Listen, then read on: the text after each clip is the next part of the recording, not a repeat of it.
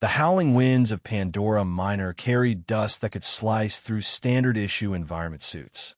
It was the kind of place where only the desperate or the ambitious ventured, or those who had no choice. Camp Xylos fell somewhere between all three categories, a small outpost of humanity clinging to the edge of contested space. Commander J. Wilson stood at the perimeter, adjusting her respirator as she surveyed the barren landscape. Streaks of vibrant minerals cut through the rocky terrain, the very reason they were here. Rare earth elements that powered the drives of interstellar vessels and the neural interfaces of the most advanced AI systems. Atmospheric readings are stable, but those magnetic fluctuations are getting stronger, said Alara Voss, joining her at the edge of the camp's force barrier. The exobotanist's dark hair was pulled back tightly, and her eyes, sharp and observant, scanned the horizon as she spoke. Beside her padded a creature that, at first glance, might be mistaken for an oversized wolf-dog hybrid. But Fenrir was much more than that. Standing nearly 4 feet at the shoulder, with a dense silver-black coat and intelligent amber eyes, he moved with a fluid grace that belied his mass. Officially listed as an environmental hazard detection and morale enhancement unit, he had been Alara's constant companion since the establishment of Camp Xylos 3 standard months ago. The Cthar drone was here again, Wilson said, nodding toward the northwest quadrant. Vrak clan markings, same as last time. Alara's expression darkened. They're getting bolder, or more curious. Wilson tapped her wrist interface, bringing up a holographic display of the camp's perimeter sensors. Either way, I don't like it. The diplomatic channels are giving us the usual double talk, assurances wrapped in thinly veiled threats. The Cthar Alliance dominated this sector of space, a confederation of clans united under a central authority. Humans were newcomers, tolerated at best, viewed with suspicion and contempt at worst. The discovery of valuable resources on Pandora Minor had only complicated matters, especially when the powerful Vrak clan had laid claim to the moon despite the disputed nature of the territory. How much longer until the extraction equipment is fully operational? Alara asked, absently running her hand through Fenrir's thick ruff. The animal leaned in her touch, but kept his attention fixed on the horizon, ears pricked forward. Dr. Reyes says another week, maybe less if the power grid stabilizations hold. Wilson sighed, her breath fogging the inside of her mask momentarily. Once we're operational, Colonial Authority has promised additional security measures. A week might be too long, Alara murmured. As if in agreement, Fenrir let out a low rumble. Not quite a growl, but a sound that made the hairs rise on the back of Wilson's neck. What is it, boy? Alara knelt beside him, her voice dropping to a whisper. The animal's posture had changed, muscles tensing beneath his thick coat. His nostrils flared, sampling the air currents that flowed through specialized filters in his respiratory system, one of many enhancements hidden beneath his canine appearance. Wilson followed the direction of Fenrir's gaze, but saw nothing beyond the swirling dust and the distant outcropping of iridescent rock formations. Is he picking up something? He always does, Alara replied, a note of pride evident in her voice. She stroked Fenrir's head, fingers tracing the barely perceptible neural interface, nodes embedded beneath his fur. Run a deep scan diagnostic on the northwest perimeter sensors, would you? I think we might have a blind spot. Wilson complied, and moments later, her interface chimed with an alert. There's a 0.7-second lag in the feedback loop. Could be nothing, could be. It's not nothing, Alara said firmly. Fenrir doesn't react to nothing. The commander nodded, having learned not to discount the animal's instincts. I'll have Dr. Reyes check the whole system. In the meantime, double the patrols and cycle the shield frequencies. As they turned back toward the main compound, a collection of prefabricated structures linked by enclosed walkways, Alara felt Fenrir press closer to her side.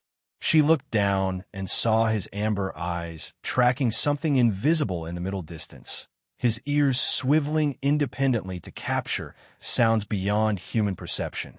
Stay close, friend, she whispered. I think we're going to need you. What Alara couldn't know was how right she was.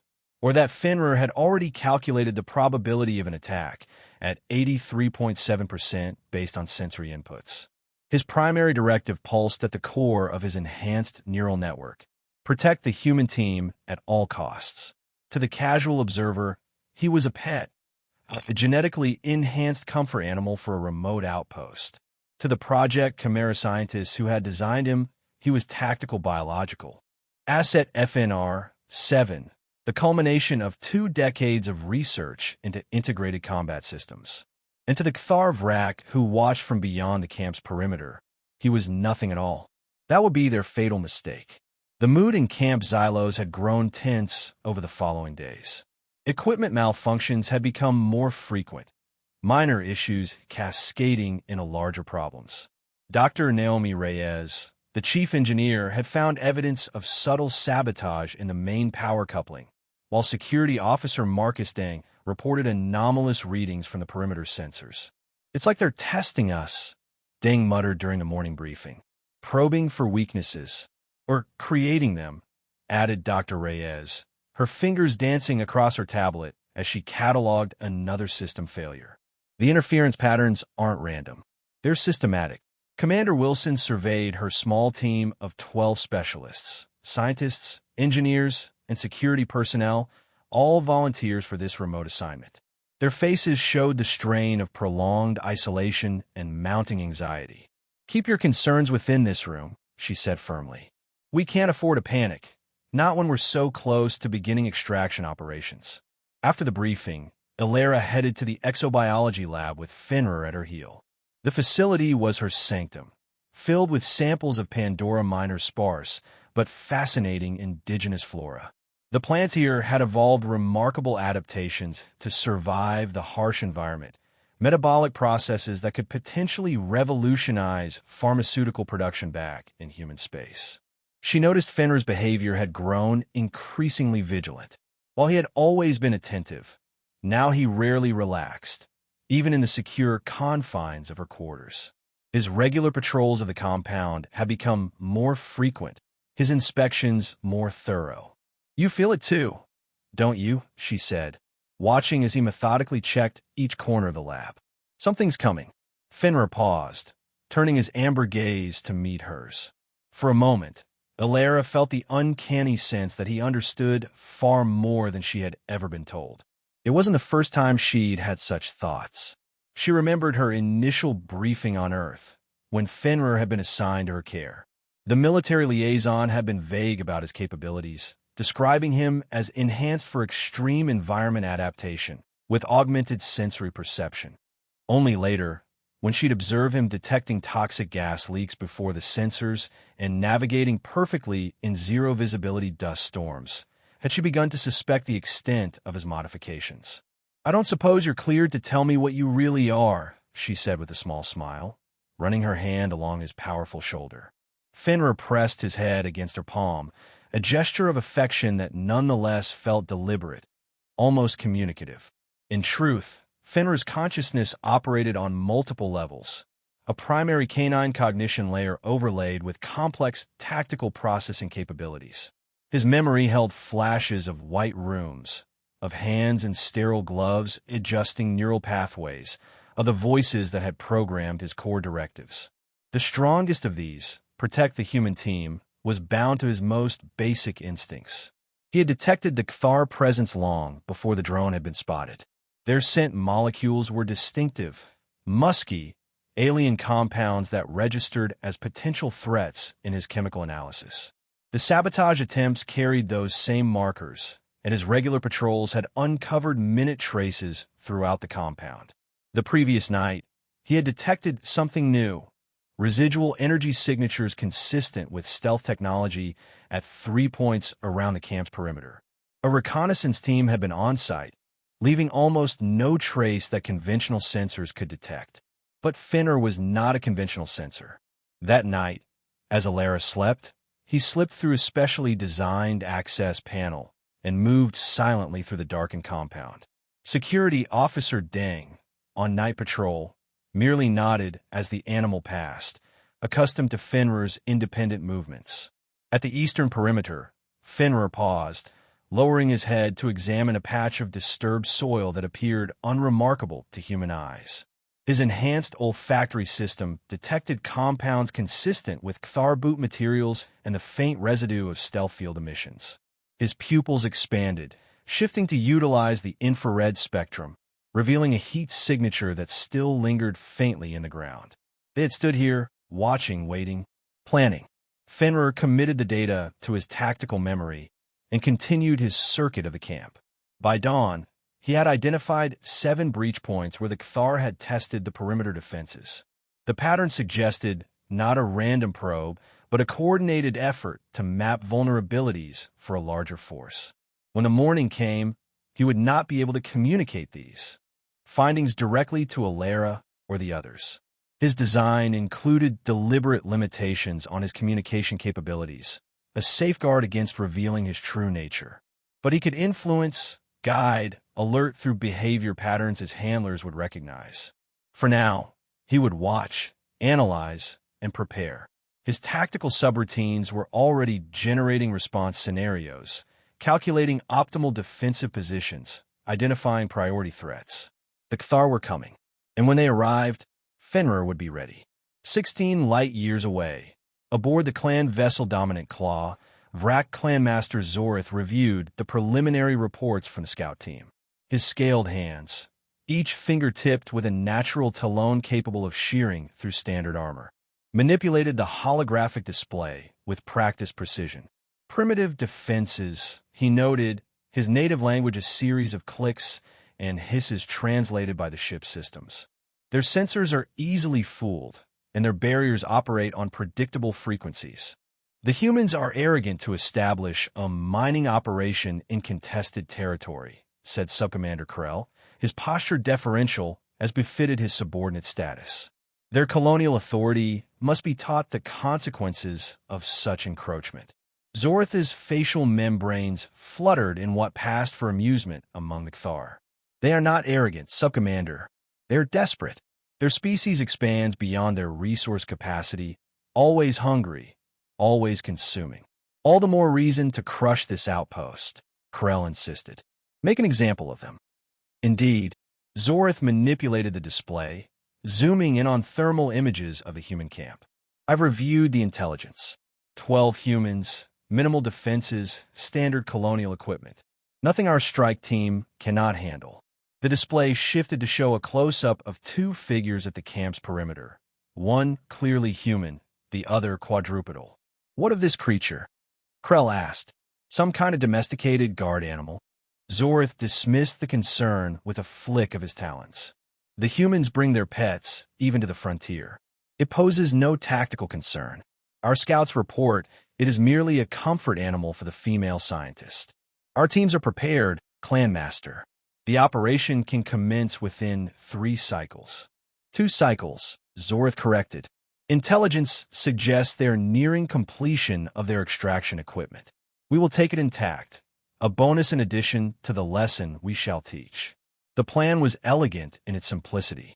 A 20-member elite strike team would approach under cover of a manufactured environmental event, an electromagnetic storm that would mask their signatures while disrupting the camp systems.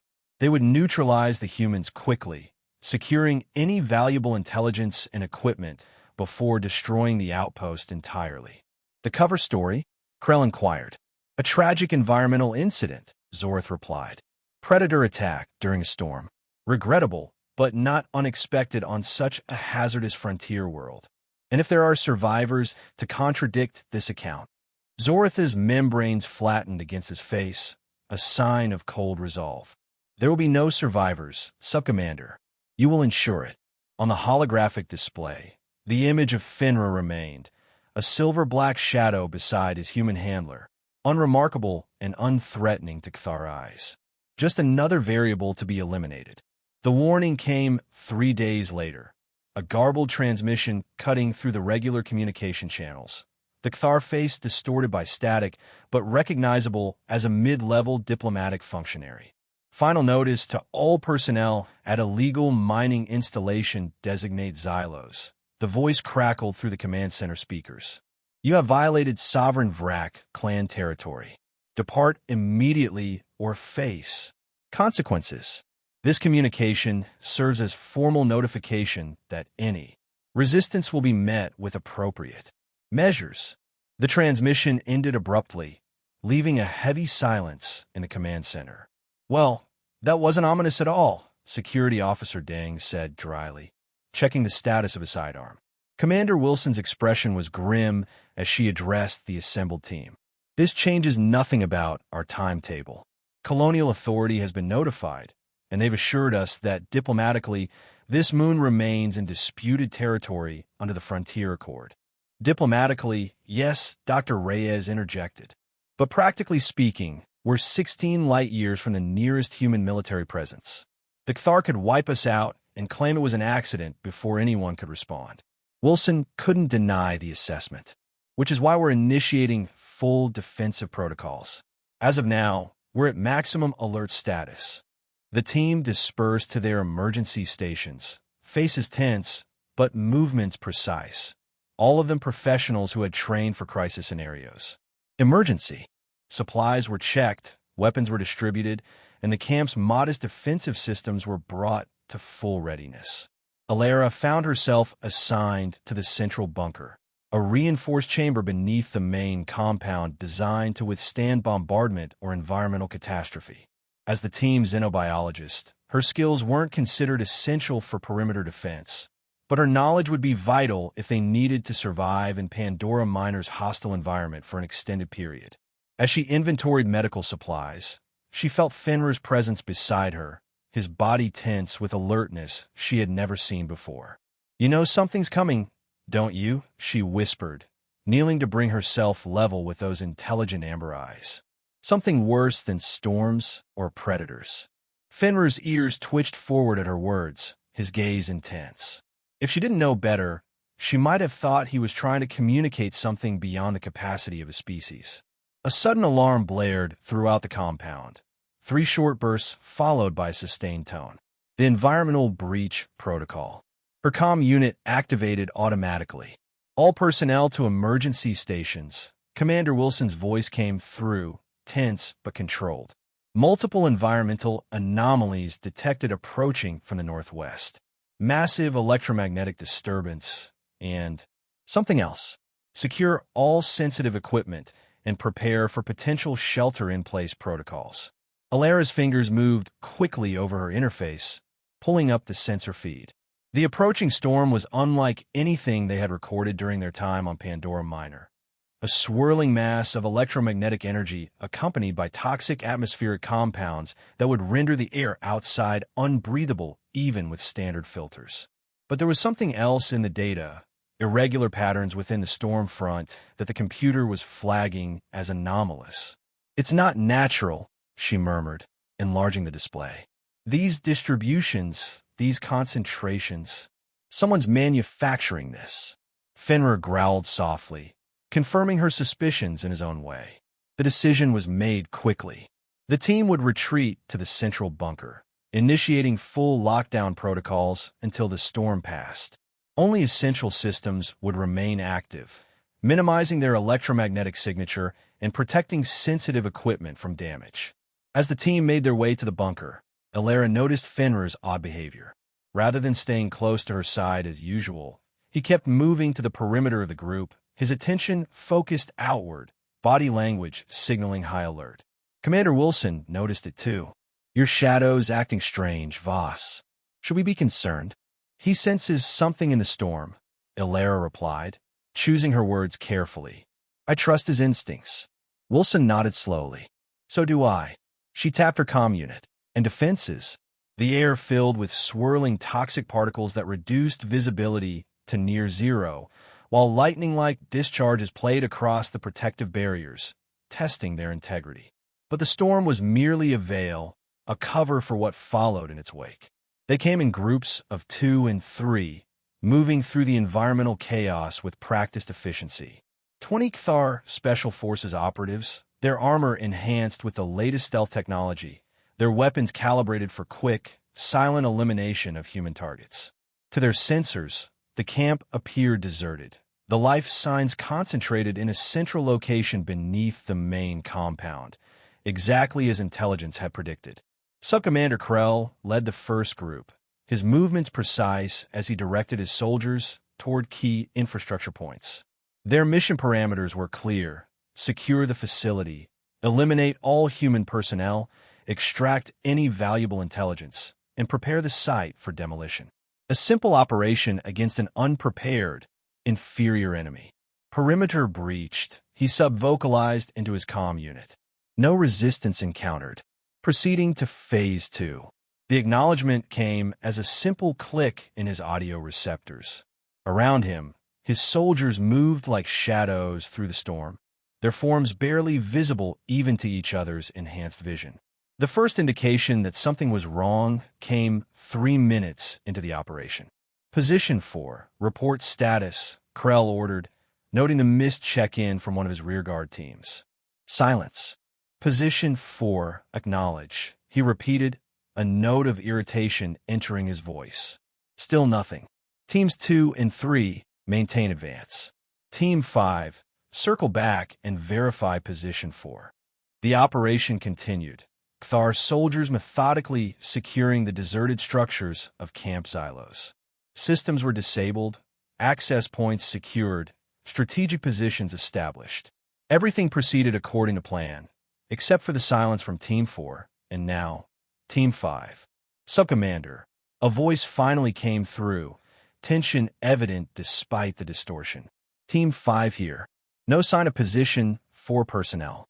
Evidence of a pause, uncharacteristic for Kthar military communication. Evidence of struggle. Blood traces. No bodies. Krell's membranes tightened against his face. Maintain alert status. Continue sweep pattern. The next loss came without warning. A sudden cutoff in mid-report from Team 3, positioned at the eastern equipment shed. One moment, the soldier was reporting all clear. The next, a strangled sound and then silence. Krell signaled for his immediate team to tighten formation. All units, activate full-spectrum sensors. Possible hostile presence. Unknown classification.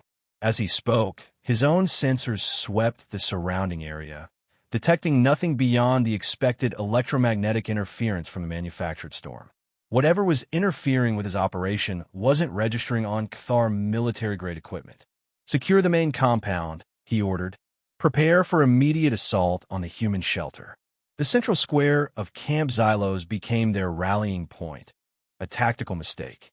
In concentrating his forces, Krell created a target, and in the swirling toxic fog that reduced visibility to arm's length, concentration did not translate to security. The first attack came from above, a shadow dropping silently from the roof of the nearest structure.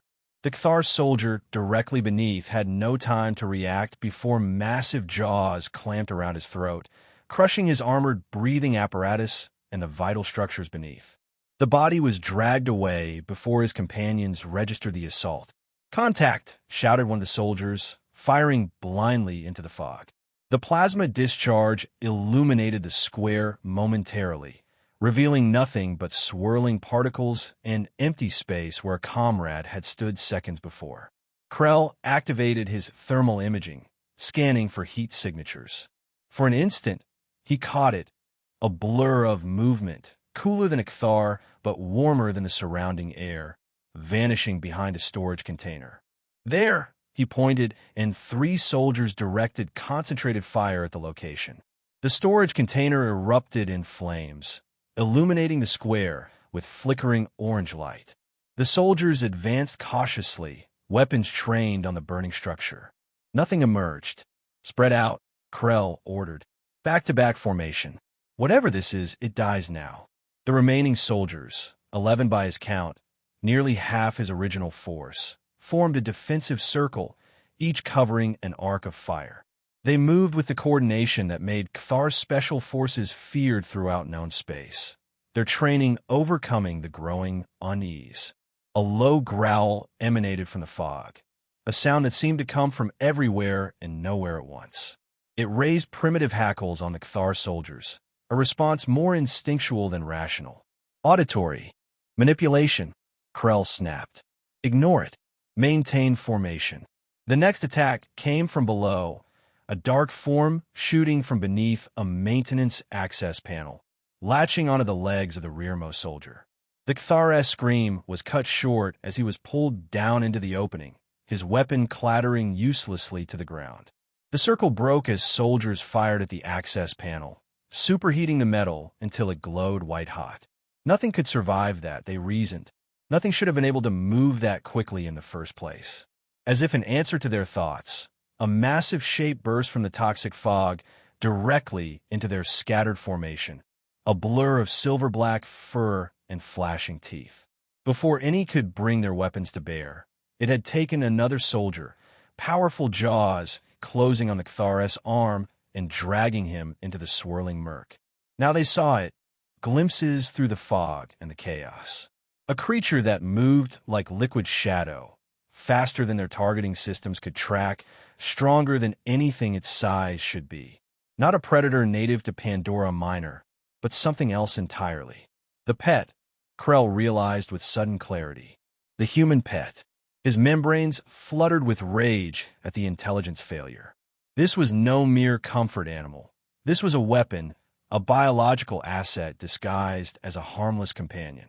All units, priority target identified, he barked into his comm. Quadrupedal organism, canine derivative. Terminate with extreme prejudice. The response was immediate.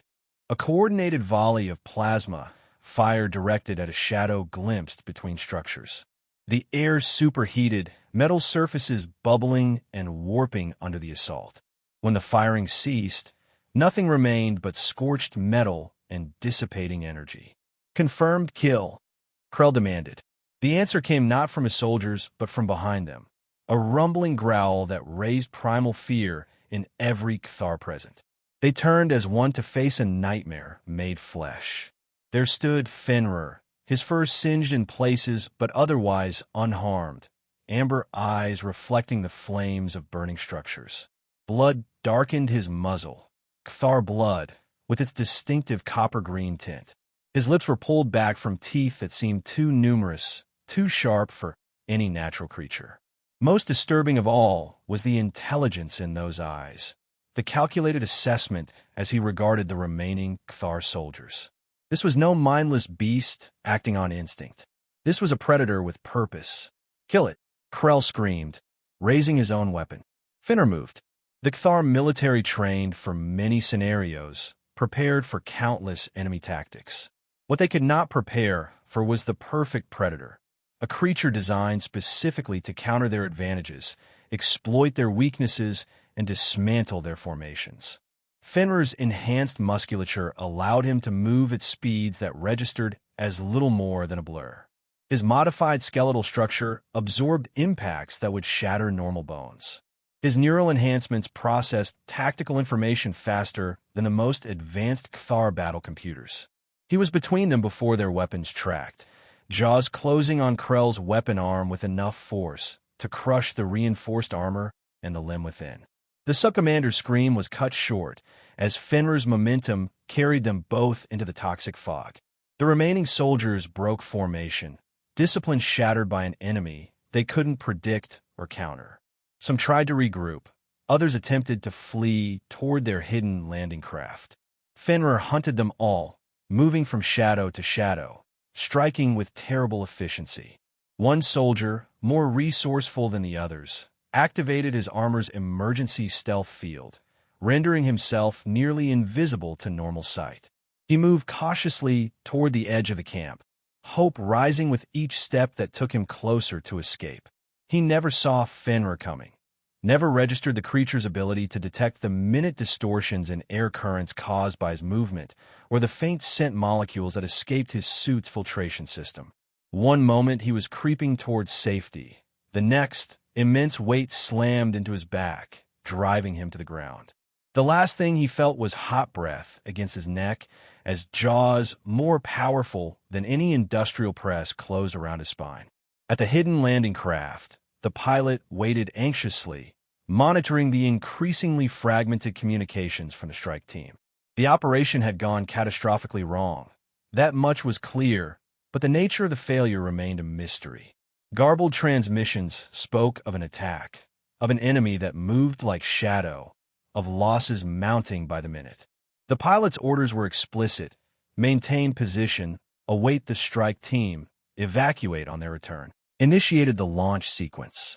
Better to face Clanmaster Zortha's wrath than whatever was decimating the strike team.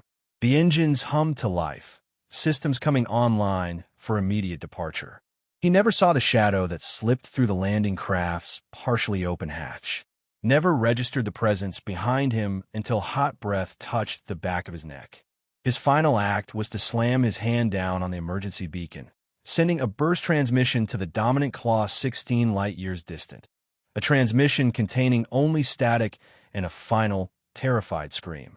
Inside the central bunker, the human team monitored what sensors remained functional, piecing together a fragmentary picture of events on the surface. They had detected the Cathar intrusion despite the electronic countermeasures. Their systems may have been modest compared to military-grade equipment, but Commander Wilson had insisted on redundancies and analog backups that prove their worth now. Multiple heat signatures converging on the central square, Deng reported, his voice tight. Consistent with Cathar physiology. I count. At least 15, maybe 20. Weapons discharge detected, Dr. Reyes added, monitoring a different display. Energy signatures consistent with Cathar plasma technology. They're not even trying to hide it now, Wilson muttered. So much for the Predator attack, cover story. Wait, Deng held up a hand, staring at his display. Something's happening. The signatures are disappearing. Disappearing how? Wilson demanded, moving to look over his shoulder. Just gone, one by one, like they're being taken out. Could their stealth technology be activating? Asked Dr. Reyes. Deng shook his head. Not like this. This is different. He looked up, his expression a mixture of confusion and growing hope. I think something's hunting them. Fenrir, Ilera whispered, drawing their attention. It's Fenrir, your pet. Dr. Reyes looked skeptical. Against Cathar's special forces? He's not just a pet, Ilera said quietly. I've suspected for some time. The way he moves, the things he notices, his reaction times. He's something more. Commander Wilson's gaze sharpened. How much more? I don't know, but I think we're finding out. For the next hour, they watched as the heat signatures of the Cathar strike team winked out one by one. Occasionally, the bunker's structure would vibrate with the impact of weapons discharge on the surface, but the expected assault on their position never materialized. Finally, silence fell. The sensors showed no remaining Cathar life signs within range. The manufactured storm began to dissipate, its purpose no longer relevant without controllers to maintain it. How long do we wait? Asked Dr. Reyes, voicing the question on everyone's mind. Protocol says 12 hours minimum after cessation of hostilities, Wilson replied, though her tone suggested she was already considering alternatives. He's out there, Ilera said simply, waiting for us. The decision was made to send a drone to the surface first, a simple reconnaissance unit that would transmit video feedback to the bunker. The images it returned were shocking in their ordinariness. The camp stood largely intact, with minimal damage beyond the burning storage container and scattered evidence of plasma discharge. There were no bodies, no signs of the Cathar strike team that sensors had detected, and sitting patiently at the entrance to the bunker access tunnel, as if he'd been waiting all along, was Fenrir. I'm going up, Ilera announced, already moving toward the exit. Voss, wait, Wilson called after her. We don't know if it's safe. It's safe, Ilera replied with absolute certainty. He's made it safe. Commander Wilson hesitated only briefly before nodding. Security team with her. Standard precautions. The ascent to the surface took less than 5 minutes. When the access hatch opened, Ilera emerged first, blinking in the harsh light of Pandora Miner's primary. The air was clearer than usual, the toxic components of the manufactured storm having dissipated with remarkable speed.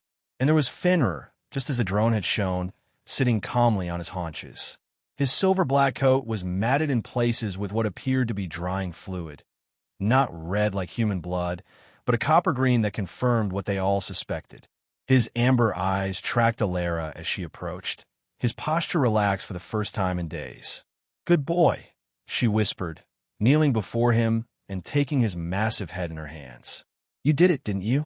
You protected us all.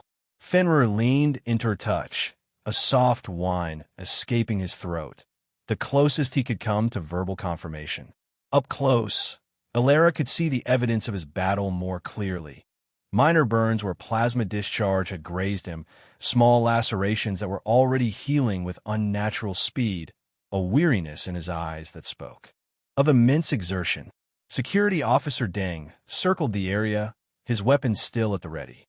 "Commander, you need to see this," he called from nearby, his voice strained. Wilson approached, her expression darkening as she examined what Deng had found. A small patch of ground where the toxic dust had been disturbed, leaving a smear of copper-green fluid. Thar blood, without a body in sight. "Where are they?" she asked, looking around at the seemingly empty camp. "There should be bodies." Alara glanced at Fenrir, who met her gaze steadily. She remembered fragments from his briefing: enhanced digestive system, advanced waste processing, biological material conversion capabilities. The euphemisms suddenly took on a new, more disturbing meaning. "I don't think we're going to find them," Alara said quietly. "And I don't think we should look too hard." Wilson understood the implication immediately. Her gaze moved from the blood smear to Fenrir, reevaluating the creature with new eyes. "That's efficient," she finally said. "It would explain the lack of evidence," Deng added, his professional assessment overcoming his initial shock. "No bodies means no proof of Cthar presence. Whatever story they were planning to tell about us, we can now tell about them." Over the next few hours, the rest of the team emerged from the bunker, cautiously at first, then with growing confidence as the reality of their situation became clear. They had survived what should have been a devastating attack, 20 elite Cthar soldiers neutralized without a single human casualty, all thanks to what they had believed was merely an enhanced companion animal. Dr. Reyes led a thorough inspection of the camp's systems, identifying and repairing the damage from both the manufactured storm and the brief firefight. The evidence of Cthar presence was meticulously documented: weapon scorch marks, equipment readings, and the minute traces of biological material that even Fenrir's efficient cleanup had missed. "What do we tell Colonial Authority?" Dr. Reyes asked as the command team gathered for an emergency meeting. Commander Wilson considered the question. "The truth, or a version of it. We experienced a severe environmental event, possibly artificially generated. During the storm, we detected anomalous readings consistent with cloaked intruders. We followed protocol and retreated to the bunker. When we emerged, we found evidence of weapons discharge, but no intruders." "And Fenrir?" Alara asked. Wilson glanced at the animal, who lay near the door, his senses still alert despite his obvious fatigue. Environmental Hazard Detection Unit performed as expected. No further details required. The message was sent via the camp's quantum communications array, a heavily encrypted burst transmission that would reach Colonial Authority headquarters within hours. The response, when it came, was cautiously supportive, a commendation for their adherence to protocol, authorization to continue operations, and a promise of a security detail to arrive within 2 weeks. Respected his communication, moving her attention to the less sensitive area behind his ears. "Your secret is safe with me," she whispered. "All your secrets." In the darkness of her quarters, with only the soft glow of emergency lighting illuminating them, Human and Guardian found a moment of peace after the storm. Tomorrow would bring new challenges, new decisions about what had happened and what it meant. But for now, they had survived, and that was enough. 16 light years away, aboard the Dominant Claw, Clan Master Zorith faced a mystery that defied explanation. The elite strike team he had dispatched to eliminate the human outpost had vanished without trace. The emergency beacon from their landing craft had transmitted only static and what might have been a scream before falling silent. "It is not possible," he hissed, membranes tight against his face in agitation. 20 of our finest warriors do not simply disappear." The command center of his vessel was silent, subordinates wise enough not to offer theories when their leader was in such a mood. And yet, he continued, talons clicking against the metallic surface of his command chair. "The humans report nothing. No attack, No casualties, merely an environmental event that caused minor damage. His voice dropped to a dangerous whisper. They are hiding something.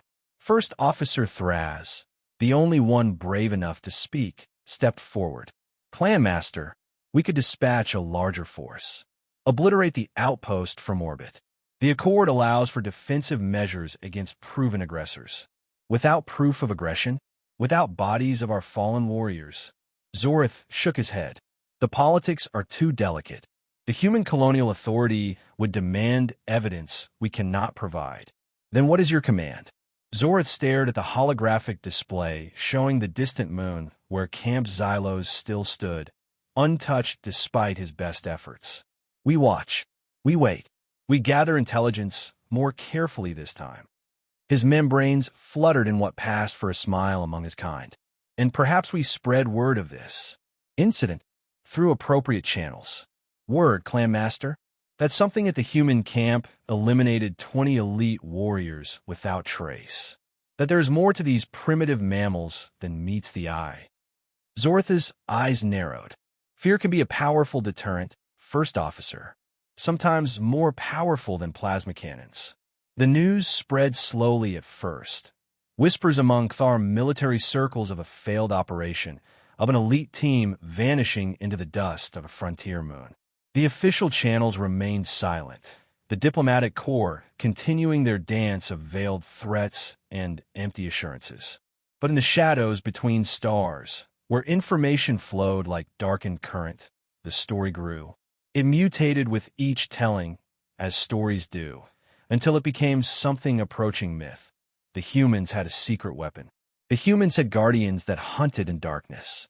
The humans and their pets were not to be underestimated.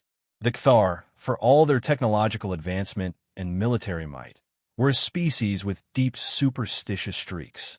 Their evolutionary history as prey turned predator had left them with instinctual fears that even spacefaring civilization could not fully erase. The idea of an unseen hunter that could eliminate their best warriors touched those primal nerves, creating a ripple of unease that spread from clan to clan. 6 standard months after the incident, Camp Xylos had expanded into a proper extraction facility. The promised security detail had arrived, a small contingent of colonial authority Marines with modest defensive capabilities. The operation proceeded without further interference, the valuable minerals flowing into human supply chains. The dispute over territorial rights continued in official channels, but no further direct action was taken against the outpost. The Cthar Vrak maintained their claim, but seemed content to pursue it through diplomatic means rather than military force. Commander Wilson, reviewing the latest security assessments in her office, found the change in Cthar behavior puzzling but welcome. It doesn't make sense, she said to Alara during their weekly briefing. The Vrak aren't known for backing down. What changed their minds? Alara glanced at Fenrir, who lay near the door as always, ears pricked forward as if following the conversation. Maybe they learned something about cost-benefit analysis, she suggested. Wilson followed her gaze, a ghost of a smile touching her lips. Maybe they did. Life at Camp Xylos found a new equilibrium. The team expanded as the operation grew, new personnel arriving with each supply ship. Most paid little attention to the silver-black canine that padded silently through the compound, always alert, always watching. Just another camp mascot, they assumed. A comfort animal for the frontier. Only the original team knew differently. Only. They noticed how new arrivals who exhibited suspicious behavior often found themselves under Fenrir's unwavering attention. Only they understood why Commander Wilson insisted on maintaining certain security protocols that seemed excessive for such a well-established operation. Only they recognized the true guardianship that kept them safe. For his part, Fenrir continued his duties without change. His enhanced systems monitored the expanding compound, his tactical subroutines constantly updating to incorporate new variables and potential threats. The primary directive remained unchanged: protect the human team at all costs. But there was something new in his cognitive patterns, a complexity that had not been programmed into his original design. His bond with Alara and the other original team members had evolved beyond the parameters of his mission protocols. Where once there had been calculated protection, there now existed something that, in a fully human mind, might have been called affection. The scientists of Project Chimera would have noted this development with concern, perhaps even classified it as a potential system fault. Emotional attachment could compromise tactical decision-making, they would argue. It represented an unpredictable variable in an otherwise perfect defensive system. But they were not here to observe or correct. And in the isolated community of Camp Xylos, perhaps such attachment was not a flaw, but an adaptation, a further refinement of the Guardian ideal. On a clear evening, when Pandora Minor's thin atmosphere allowed a rare view of the stars, Alara stood at the perimeter of the expanded compound. Fenrir sat beside her, his amber eyes reflecting the distant lights of the cosmos. "Do you think they'll come back?" she asked softly, not expecting an answer, but knowing he understood the question. Fenrir's ears twitched forward, his gaze moving to the northwestern horizon, the direction from which the Cthar had come months before. His posture remained relaxed, but there was an alertness there, a readiness that never truly faded. "I thought not," Alara said with a small smile. They learned their lesson. As they turned back toward the lights of the compound, a shadow moved across the distant ridge, just a flicker of movement caught in the corner of Fenrir's enhanced vision. His head turned sharply, senses immediately focusing on the anomaly. It was nothing, a native predator, perhaps, or simply dust caught in the evening breeze. But Fenrir lingered a moment longer, amber eyes gleaming in the gathering darkness. Then he turned to follow Alara, padding silently at her side as he always did, as he always would. Guard duty. No exceptions. They had attacked the human camp. The pet was on guard duty. No one had gotten out. And if they ever came again, no one would.